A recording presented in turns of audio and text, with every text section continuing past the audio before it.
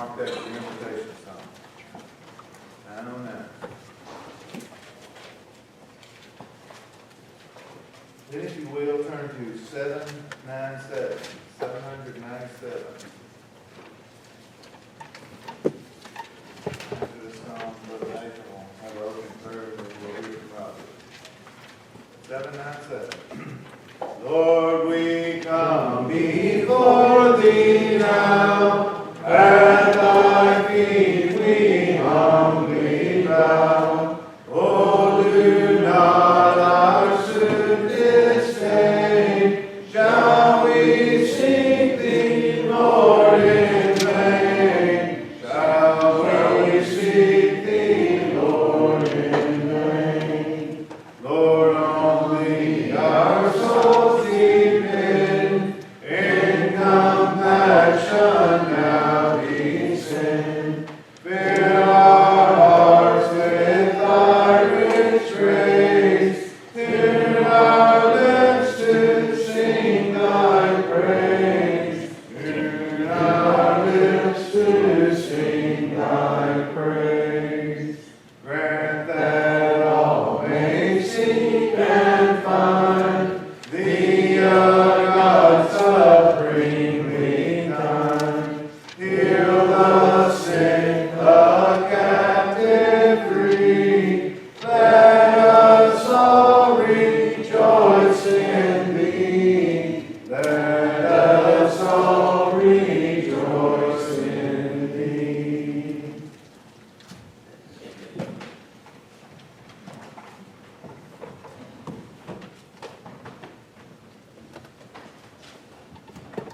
Let's bow together. Almighty, merciful God, we thank you for this time that we can assemble to worship you and study from your word. We thank you, Father, for seeing us safely here. We pray that you will watch over us as we're here, that we will be able to worship without fear. We thank you, Father, for all blessings that you provide. You bless us so richly, Father, in our every need. We just thank you, pray that you will continue to provide for us those things you see we're most in need of. Father, we're mindful of the ones that are sick. We know we have many. Just pray that you will be with them, watch over them, take care of them, be with the ones that aid, give them aid, that they'll have what's most needed for them. Father, you know our needs more than we know, and we just pray that you will supply. Father, we pray that you will be with Brother Robert as he speaks to us tonight. Pray to have a good recollection of the lesson that he's prepared. Pray for ourselves as hearers that we will listen attentively, take the things that we study and make them part of our lives. We thank you, Father, for Jesus and for the love he had for us and his willingness to give himself as a sacrifice for our sin. Thankful that he took the sins of the world upon himself and went to the cross there to die, that through the blood that he shed we can gain the forgiveness of our sins. We know we're weak and sinful and we fall far short of what we should be. Pray that you will watch over us and forgive us when we fail you. Father, we pray that you will continue to be with us throughout the remainder of our days. Father, pray that when the time comes that we have to answer death's call, that you will see us safely into heaven. In Jesus' name we pray. Amen.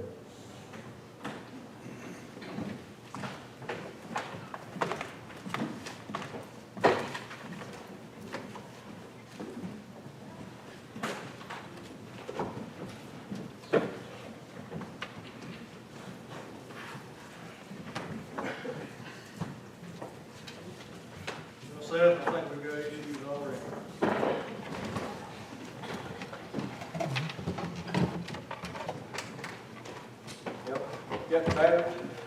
think so. I can be loud if I need to be. If we get them swapped out.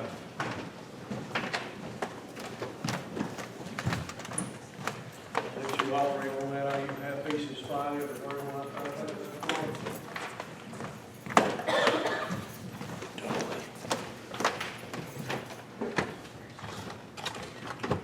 It's good to be with you tonight. And I certainly appreciate the opportunity to speak with you tonight. And I would like for this to be just an informal setting tonight, a study time. I'd like to have some input from you, more like a class type setting instead of me just standing before you and lecturing and doing all the talking. So I hope that you'll participate and we can learn together.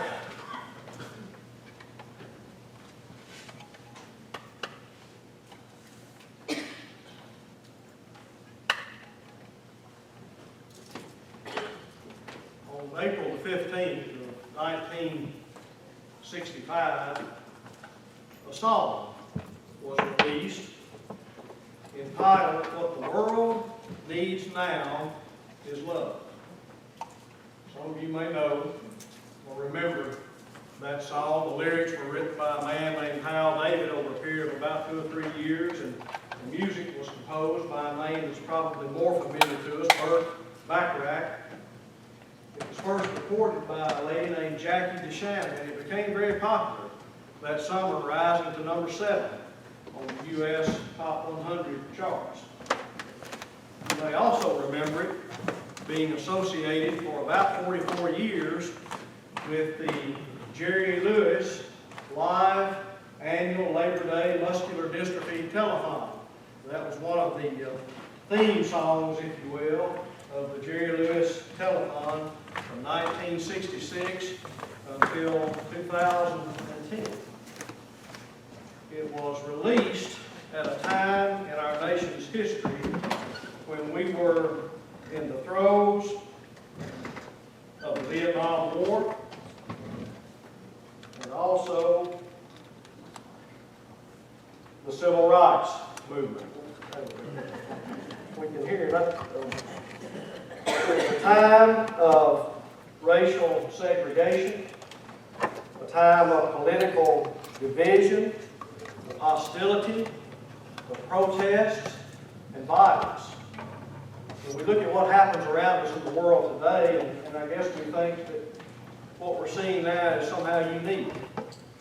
But if we think about our nation's history, this has been going on at times like this, periods like this have been going on since the beginning of our nation in 1776. In fact, we were born in rebellion, weren't we, to Great Britain and the Crown.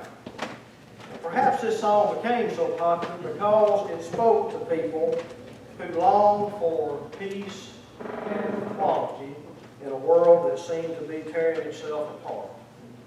If you remember some of the words of the song, it was written almost like a prayer. It was a conversation between the artist and God. What the world needs now is love, sweet love. It's the only thing that there's just too little of. What the world needs now is love, sweet love. No, not just for some, but for everyone. Lord, we don't need another mountain. There are mountains and hillsides enough to climb. There are oceans and rivers enough to cross, enough to last till the end of time. Lord, we don't need another meadow. There are cornfields and wheat fields enough to grow. There are sunbeams and moonbeams enough to shine. Oh, listen, Lord, if you want to know. What the world needs now is love, sweet love. It's the only thing that there's just too little of. What the world needs now is love, sweet love. No, not just for some, but for everyone. Let's fast forward 56 years to 2021. The Civil Rights Act was signed into law in 1964, and it's been amended multiple times since. The Vietnam War officially ended in 1975. We've had many advancements in our country in that 56-year period. In regards to peace and equality, and what we might call a just society, what has changed since 1965? That song is just as relevant today as it was the day that it was written. We still struggle. And I would put forth to you tonight that the reason that we still struggle with those things is because we're approaching them from the wrong aspect. We are dependent upon laws, rules, and regulations to bring into being a just society. And by just society, what I'm referencing is a society that is morally upright. It's good. We can even use the word there, righteous. It is a righteous society. That's what I mean when I say a just society. We're looking to laws, and rules, and regulations to bring about a lasting peace and goodwill between all peoples of the earth. But laws, rules, and regulations in and of themselves are incapable of producing either of those results. And that's true in both a political sense as well as a spiritual sense. I want to share with you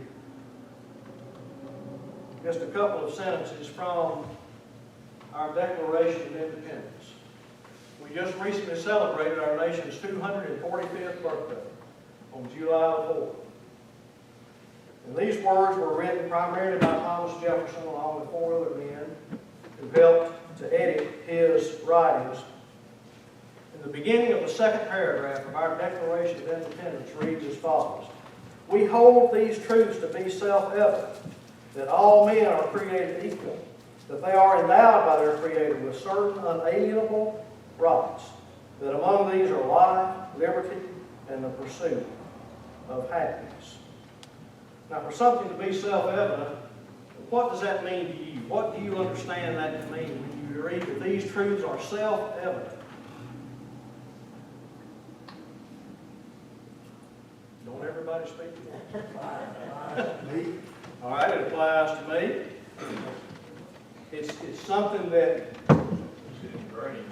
okay, something that's ingrained. It's something that's clearly understood. If it's self-evident, it's something that when you look at it on its face, you can understand it. It's clearly seen. Something that has to be learned. Okay, It's not born with. it speaks to itself. It's something that's obvious. It's obvious. When you look at it, it's obvious.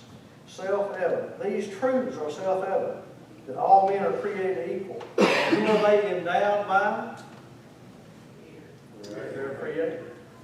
God above has endowed people with these unalienable rights. That's a big word that we don't use much anymore. But unalienable simply means that these rights cannot be taken from you, and you cannot even surrender them. You can't give the rights up. They're unalienable. Life, liberty, and the pursuit of happiness, among other things. Now let me ask you this question. Those are noble words. And I am certainly not in any way disparaging any of our founding documents. They are probably the greatest set of documents that have ever been crafted by man outside of the inspired Word of God in terms of political government. But when those words were written and spoken, were they true at that time? Well, Thomas Jefferson, I believe, that's how long owned numerous slaves. Were there people in this country that, as a class, did not fall under that definition of all people? There were. Those words were not true at that time. Now, they were true as they were applied to the classes of people to whom they were designated, but they were not true for all people. And even today, we still struggle with some of those issues. And we look to the government. I want you to notice the next sentence, that to secure these rights, governments are instituted among men. So the rights are endowed by God above, but who do we look to secure those rights? We look to the government. It is created by man. And later on, to paraphrase it, it reminds us that if the government fails to deliver, and I am paraphrasing now, that we can replace that government with another government that will seem most likely to affect their safety and happiness. In other words, we can try to create a different government that we think is better able to serve our needs if the one that we have is no longer working. Well, how successful has that been for us in 245 years? It depends upon the government to endow us with these rights that we are guaranteed. You can write legislation all day long, but you can't force people to practice it. Okay.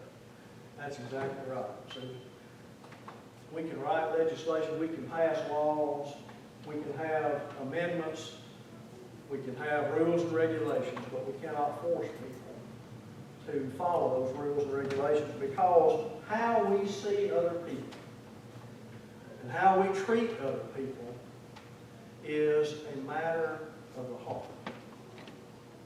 That comes from inside the person. And no law, rule, or regulation can dictate that. It cannot control how we see another person. Where does peace and equality really originate? Let's look at Ephesians chapter 2, verses 14 through 18. Ephesians 2, 14 through 18. And I'm reading from the New Living Translation tonight. I've looked at several translations, and I really like the New Living Translation for this particular passage, and I want to share it with you. For Christ himself has brought peace to us. He united Jews and Gentiles into one people when, in his own body on the cross, he broke down the wall of hostility that separated us. He did this by ending the system. I want you to listen to what Paul is about to say. How did Jesus do this? How did he bring about peace? How did he give us the thing that we most seek? He did this by ending the system of law with its commandments and regulations. It doesn't work in a political sense, and it doesn't work long time in a spiritual sense. The law of Moses served the purpose, but it was not the be-all, end-all. There was a better way that was coming, a new covenant that we live under now. And Jesus brought this peace to us, and the potential for this peace by ending the system of law with its commandments and regulations. He made peace between Jews and Gentiles by creating in himself one new people from the two groups. He brought together Jews, he brought together Gentiles. He created a new group, his church. And those two groups together have peace in Christ. Together as one body, Christ reconciled both groups to God by means of his death on the cross. And our hostility toward each other was put to death. Did you hear that? Our hostility toward each other was put to death. And Christ gave himself on the cross for our sins. He brought this good news of peace to you Gentiles who were far away from him, and peace to the Jews who were near. Now all of us can come to the Father through the same Holy Spirit because of what Christ has done for us. And even beyond Jews and Gentiles, in Galatians chapter 3 and verse 28, there's no longer slave or free. There's no longer male or female. For you are all one in Christ Jesus. Jesus reminds us in Matthew chapter 15, verse 19, for out of the heart come evil intentions, murder, adultery, fornication, theft, false witness, and slander. And again in Luke chapter 6 and verse 45, the good person out of the good treasure of the heart produces good, and the evil person out of the evil treasure produces evil. For it is out of the abundance of the heart that the mouth speaks. That's what drives how we feel about other people, and how we see other people, and how we treat other people. Is what is in our heart. What is in our heart will be evident in our words and in our actions. So if our hearts cannot be changed, if they can't be regulated, if you will, by laws, rules, regulations, commandments, how can they be changed? How can we reset our hearts to love like Christ? How can we reset our hearts to love like Christ? In 1 Peter chapter 2 and verse 21, Peter reminds us that Christ in his suffering unjustly has set an example. He has left an example that we should follow in his steps. What do you think about when you think about following in the footsteps of Jesus? We sing a song about that here sometimes in our service together. What do you think about when you think about walking in the footsteps of Jesus? Imitation. Imitation. Imitation. To be a follower of Christ, to follow his example, to follow in his steps, is to do what? Is to do the things that Jesus did. To do the things that Jesus did. Paul writes in Ephesians chapter 3, verses 14 through 19, when I think of all this, when I think of all that God through Christ has done for me, I fall to my knees and pray to the Father, the Creator of everything in heaven and on earth.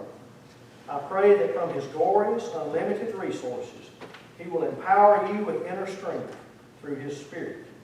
Then Christ will make his home in your hearts as you trust in him. Your roots will grow down into God's love and keep you strong. And may you have the power to understand, as all God's people should, how wide, how long, how high, and how deep his love is. May you experience the love of Christ, though it is too great to understand fully. Then you will be made complete with all the fullness of life and power that comes from God.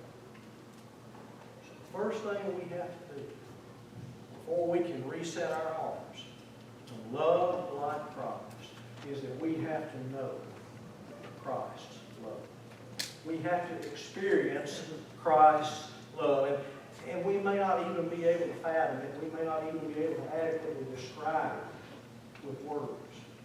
But we must experience the love of Christ. And the only way that we can do that is to be in Christ. And we'll talk more about that in a few moments. But I want to take just a few minutes now and look at who Jesus loved and how Jesus loved and why Jesus loved. Well, first of all, Jesus loves the Father. He loves the Father. In Matthew chapter 22, verses 35 through 40, the lawyer asked Jesus a question. And we're told there in the scripture that he asked Jesus this question to test him. Now, sometimes I have looked at that thought of testing Jesus, and I kind of view that in a negative light. But let me ask you this. Have you ever asked a person a question to test them? And not in a negative way. But you're trying to find out where that person stands. on a particular issue. You want to know how they feel about something. And you may ask a question or a series of questions to test them. Now, this lawyer may have been doing it in a negative way. He may have simply been doing it to trap Jesus, if he could. But he may have also genuinely been wanting to know where Jesus stood on this matter. And he asked him a question. Teacher, which commandment in the law is the greatest? Well, that's a deep question. There's a lot in the law. Jesus didn't hesitate. What did he say? The first and greatest commandment is this. You shall love the Lord your God with all your heart, with all your soul, with all your might. In other words, with everything you've got. You're to love God with everything you've got, first and foremost. And then he added to it. He gave the man a piece that he didn't ask for. He said, let me tell you what number 2 is. Now, why do you think he told this man? This man didn't ask him to say. He just wanted to know what number 1 was. He just said, let me tell you about number 2. Why do you think Jesus did that? It was a big opportunity. It was a great opportunity for him to make a point. And he may have known, because Jesus knew the hearts of all, still does today. Jesus may have known something about this man's heart that was holding him back from the kingdom. And so he said, number 2 is, very simple, love your neighbor as yourself. Love your neighbor as yourself. And then he says, on these 2 commandments hangs everything else. Everything else, all the law and all the prophets are wrapped up in those 2 commandments. Because if you love God with all your heart, soul, mind, with everything you have, what is that going to lead you to? It's going to lead you to be obedient, isn't it? You're going to obey the Father. And Jesus talks about that in John chapter 14, verse 31. He said, I do as the Father has commanded me, so that the world may know that I love the Father.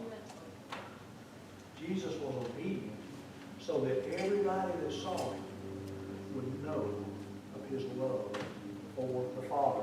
And Jesus reminds us in John chapter 14 in multiple places that our obedience to his commands is the benchmark that demonstrates our love for him.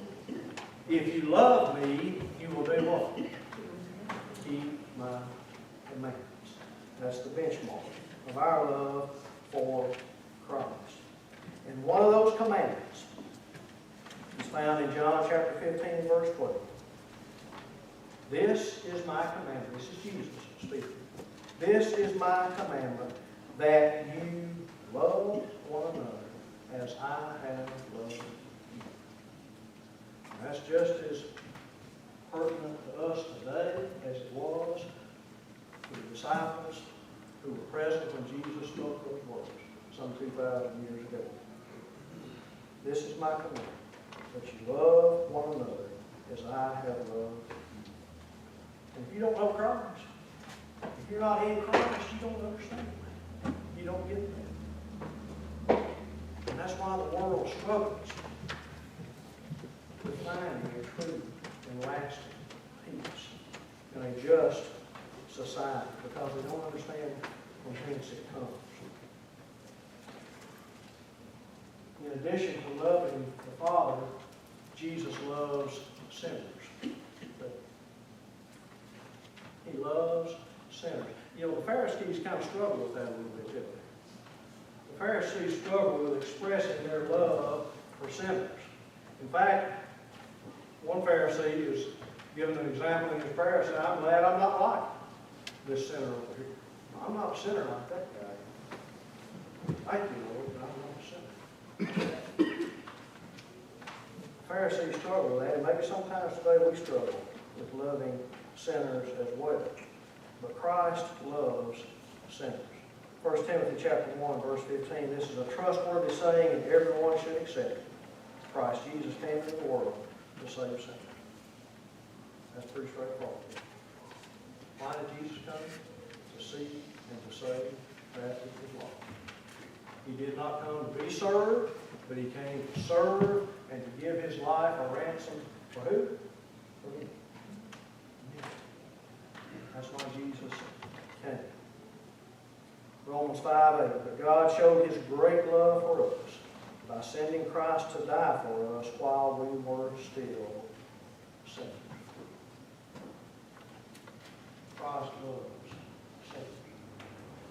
And we, if we are to be like Christ, we must have a love for sinners.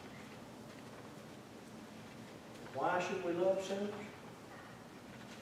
As the good Lord said, because I are one. We are all sinners. We all sin and fall short of the glory of God. And if Christ loved sinners and gave himself up for sinners, then we ought to love sinners as we follow Christ's example. Who does God want to perish? Nobody. No. He doesn't want anybody to perish. He wants all people to have the opportunity to come to repentance and to be saved. Everybody. No matter who you are, doesn't matter what you've done, God wants everybody to be saved. He wants every person to have that opportunity. And I think sometimes, I'm guilty of this, I think sometimes we just write things wrong. As well as no hope for that person. I'll throw it in the towel. I'm not going to waste my time. I'm not going to waste my efforts and my energy on that person. But God never gives up on anybody. And aren't you thankful that He does? He's patient and long-suffering, not willing that any should perish. Philippians chapter 2, verses 5 through 8, Paul reminds us that he begins that passage with this simple statement. You must have the same attitude that Christ Jesus had. That's pretty hard to misunderstand. Who's Paul talking to there?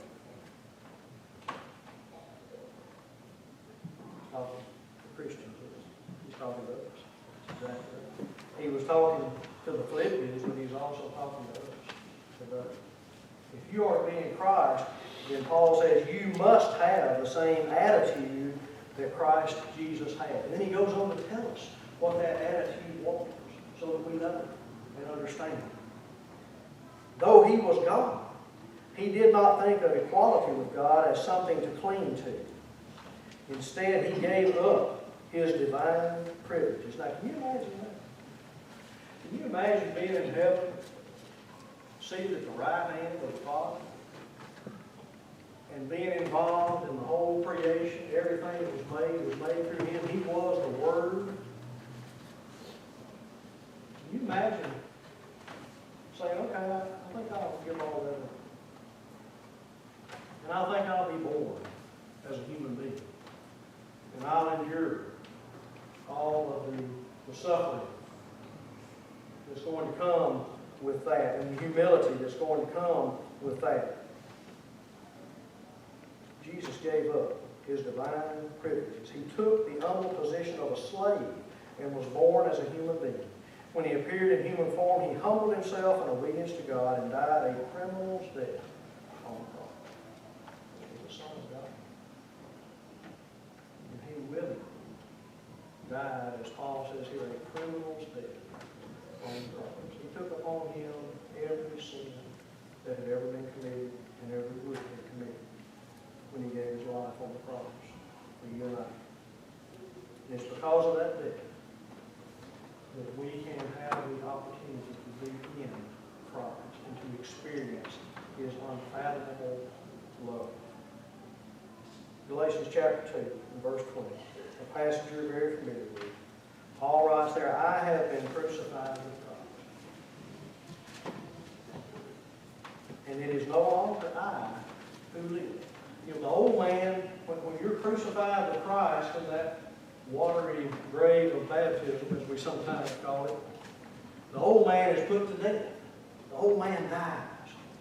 And a new man rises to walk in a new way, in a new life. And that's what Paul says. It's no longer I who live, but Christ lives in me.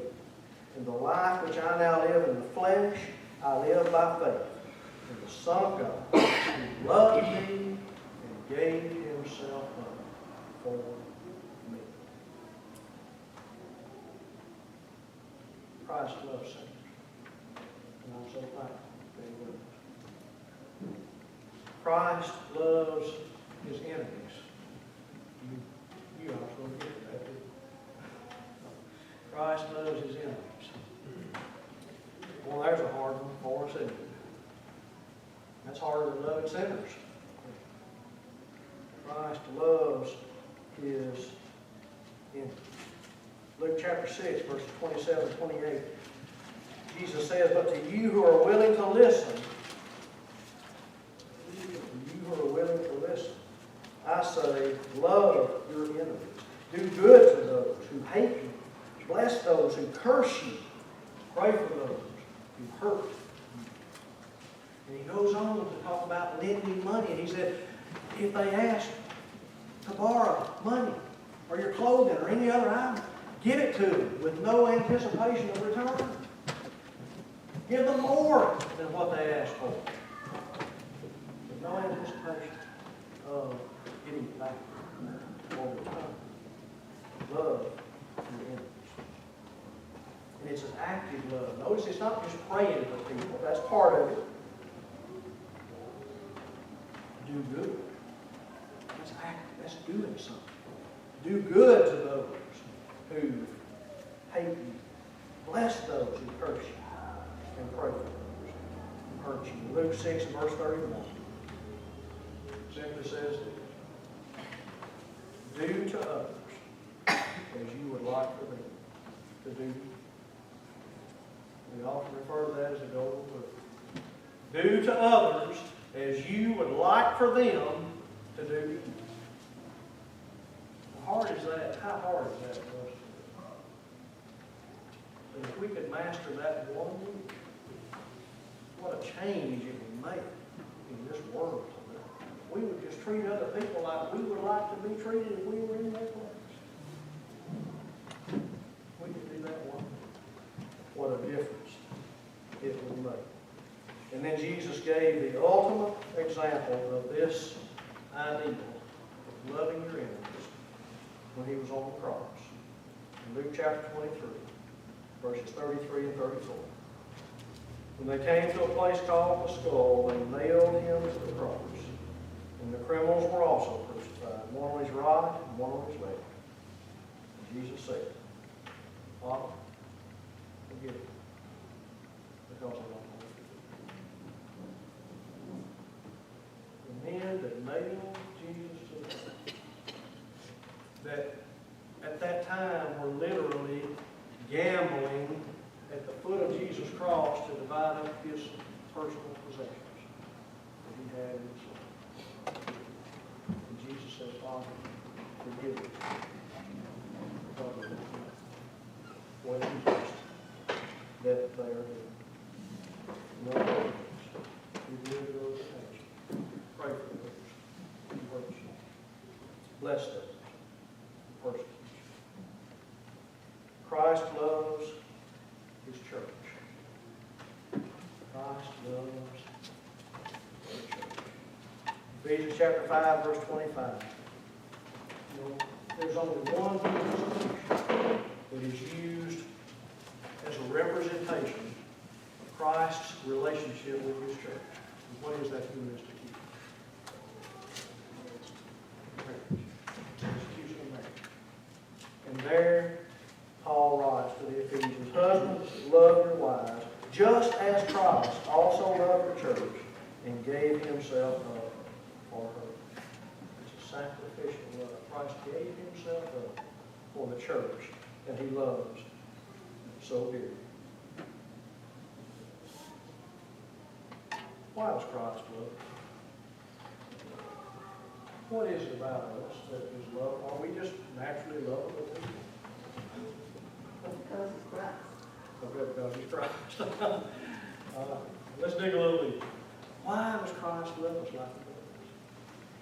Why does he love all men as he does? Well, if we go back to Genesis, chapter 1, verse 27.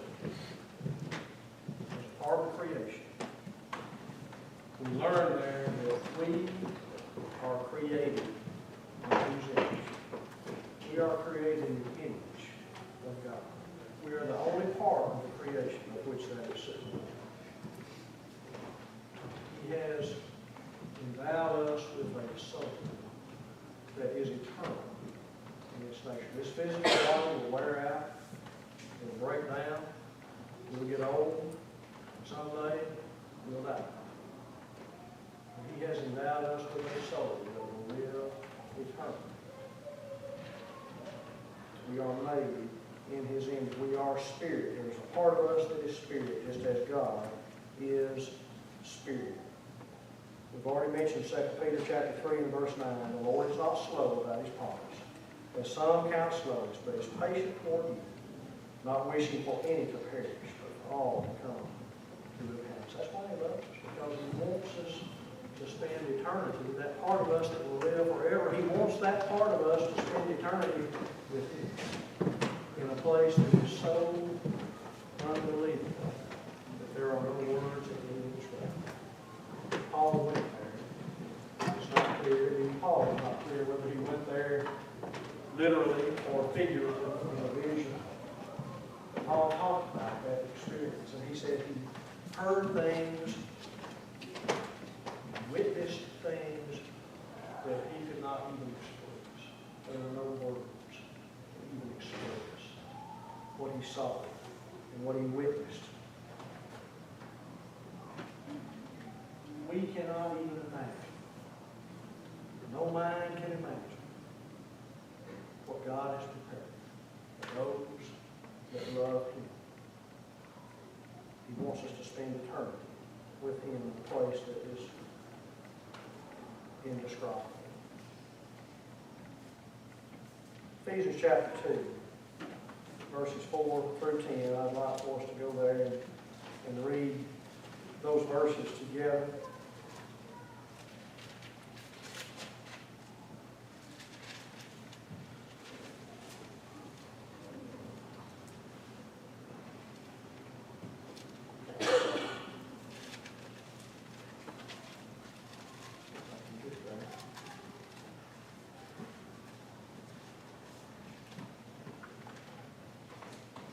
God is so rich in mercy, and He loved us so much, that even though we were dead because of our sins, He gave us life. And He raised Christ from the dead. It is only by God's grace that you have been saved. For He raised us from the dead along with Christ, and seated us with Him in the heavenly realms, because we are united with Christ Jesus.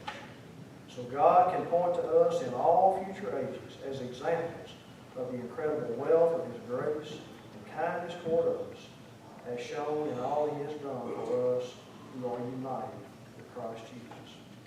God saved you by His grace when you believed, and you can't take credit for this. It is a gift from God. Salvation is not a reward for the good things we have done, so none of us can boast about it, for we are God's masterpiece. You want to know why He loves us? Right there it is. For we are God's masterpiece.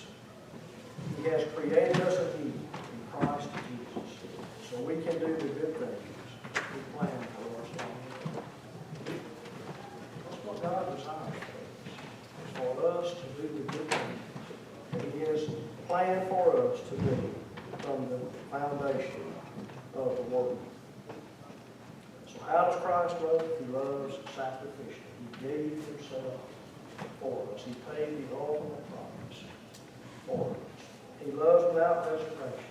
He loves unconditionally. He loves all men. He loves sinners and saints alike, Jews and Gentiles, free and slave, male and female, black and white, doesn't matter. He loves without reservation. He will never, ever give up on us.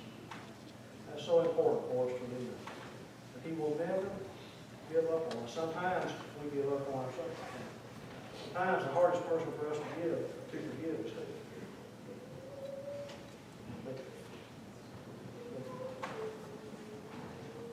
But remember this, His love will never fail. It is eternal. So I want to give you three things that I hope will help us to bring some practicality to what we talked about tonight in learning how to reset our hearts to love like Christ, and then the lesson will be yours. We must experience the love of Christ, first and foremost. And the only way we can do that is to be in Christ.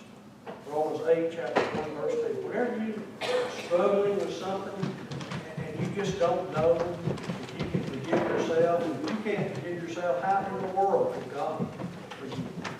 How can somebody else forgive you? When you're struggling with that, when I'm struggling with that, remember Romans chapter 8, verses 1 and 2. Therefore, there is now no condemnation for those who are in Christ Jesus. Did you hear that? There is no condemnation for those who are in Christ Jesus. For the law of the Spirit of life in Christ Jesus has set you free from the law of sin and the death. You're in Christ. Christ gives you freedom. There is no condemnation. You're set free from the law of sin and death that governed your life before Christ. Now, how do we get into Christ? How can we enjoy and experience the love of Christ? How do we come in contact with Christ? Galatians 3:27. Somebody quote it. I know somebody can. Galatians 3:27. Do you remember? For all of you who are baptized into Christ have done what? Have clothed yourselves with Christ. You have put Christ on. When you were baptized into Christ, that's how you come in contact with the saving blood of Jesus Christ. And you clothe yourselves with Christ. We talked about this before. I believe that when God sees the Christian, when God looks at the Christian, when He looks at Robert, He doesn't see all of Robert's weaknesses, all of my flaws and my failures, and my faults and my sins. If I am in Christ, what God sees is that cloak that I put on, that is Christ. God sees Christ. And that's how we can be counted as righteous. You know, our righteousness is worthless. Scripture says it's like a filthy rag. That's our righteousness. It's a filthy rag. But when God looks at us, we are in Christ. He sees that cloak of Christ. If you're a Harry Potter fan, you know about the cloak of invisibility. Well, when we put on Christ in baptism, our sins, I believe, become invisible to God when He looks at us. As long as we walk in the light and we stay in step with the Spirit, then our sins are covered by the cloak that is Christ. So you got to be in Christ. Number one. That, if you're not in Christ, then none of the rest of this makes any difference. You'll never find what you're looking for. Number two, if you're in Christ, pray diligently and fervently for the church, for our brothers and sisters in Christ, for our leaders, and I'm not just talking about our church leaders, but our earthly leaders as well. Sometimes maybe it's hard for us to pray for certain ones of our earthly leaders, but you know, we need to do that, and we're commanded in Scripture to do that. And especially pray for those who oppose us, persecute us, and who even despise us. There are people in this world that despise us because we wear the name Christian. And those people, more than anything, You know, it's a lot harder to be mad at somebody when you pray for them all the time. And I'm not praying to trouble myself. That's not what I'm talking about when I say pray for people. You're not praying to a safe falls on out of a 3-story window or a truck runs over, they walk out in front of a train. That's not what you're praying for. You're praying for their good. You're praying for what is best for your blessing. You're asking God to bless them. And it's a lot harder to be mad at somebody when you pray for good things to happen to that person. But beyond just praying for them, we've got to do good. Paul writes to us in 1 Timothy chapter 2, verses 1 through 4. First of all, then, I urge that entreaties and prayers, petitions and thanksgivings be made on behalf of all men. Not just those you like, not just those you get along with, but for all men. For kings and all who are in authority, so that we may lead a tranquil and quiet life in all godliness and deed. This is good and acceptable in the sight of God our Savior, who desires all men to be saved and to come to the knowledge of the truth. So, you got to be in Christ. You need to pray for all people, in all positions, in every place. You need to treat everyone like you would want to be treated if you were in their place. Do good to all and actively seek that which is best for them. It's action. It's doing something that will bring good to that person. Philippians chapter 2, verses 3 and 4. Do nothing from selfishness or empty conceit. With humility of mind, regard one another as more important than yourselves. Do not merely look out for your own personal interests, but also for the interests of others. Do good to others, even those who despise you, persecute you. You try everywhere in the world because of the stumble and fall. Do good to those who persecute you, but especially to those of the household of faith. My brothers and sisters in Christ. Well, I appreciate your attention tonight. I appreciate your comments. We always extend an invitation. And maybe tonight you're not in Christ. I know most everybody in this room, I think most everybody is, but there may be someone here tonight who is not in Christ. And we talk about how you get into Christ. Well, first of all, you've got to know enough about Christ and who He is. You've got to hear about Christ. Know enough about Him to know what it is that you're doing. You've got to turn away from the sin in your life. You've got to give those things up and say, I'm going to turn my back on those things and I'm going to go in a different direction. That's what repentance is. It's going in a different direction, changing what you're doing. It's acting. You've got to confess that Jesus is the Christ. That's your belief. That Jesus is the Christ, the Son of the living God. If you confess Jesus before men, He will confess you before His Father, who is in heaven. If you do not confess Jesus before men, He will not confess you before His Father, which is in heaven. And then you have to put on Christ in baptism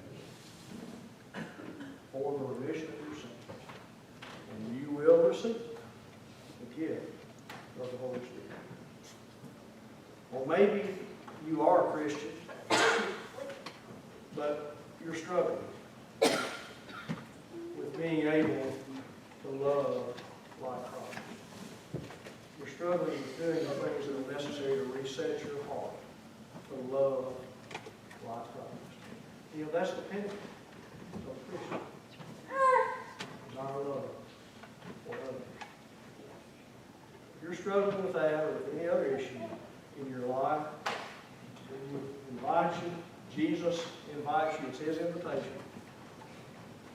He invites you to come, and if we can help you in any way, we stand ready to do so. and leads us in this invitation. There's a fountain free just for you and me. Let us haste to its spring. Till the fountains of love from the source above, and He bids us all freely drink. Will you come to the fountain free? Will you come? 'Tis for you and me. Thirsty soul, hear the welcome call. 'Tis the fountain open for all. There's a rock that's cleft and no soul is left that may not its pure water share. 'Tis for you and me, and its stream I see. Let us hasten joyfully there. Will you come to the fountain free? Will you come? 'Tis for you and me. Thirsty soul, hear the welcome call.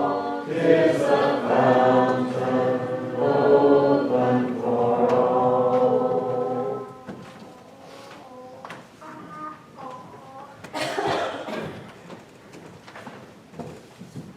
Thank you, Brother Robert, for that incredible message tonight. I think we could all reflect on resetting our hearts to love like we should. And thank you again for that, Brother Robert. Any other announcements before we close?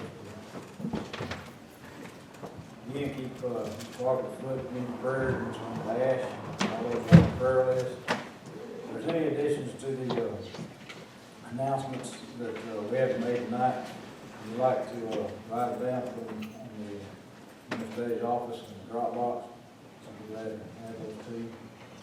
Would Wayne come in? I don't see Wayne. Brother Eric, can lead us in the closing prayer?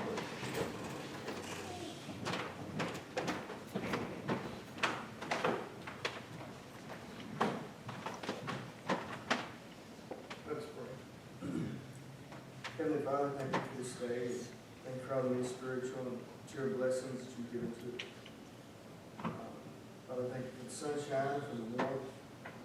Thank you for Brother Robert, for his knowledge, Father. He says that we imitate you and that we love others as you love us, Father, and that we show no indifference toward one or the other, Father. We'll love everyone. Help us be better today and tomorrow than we were yesterday. Help us to always look to you for guidance in all things. Guide, guard, correct us, and spare us from all harm. Just through your Son and our Savior's name we pray.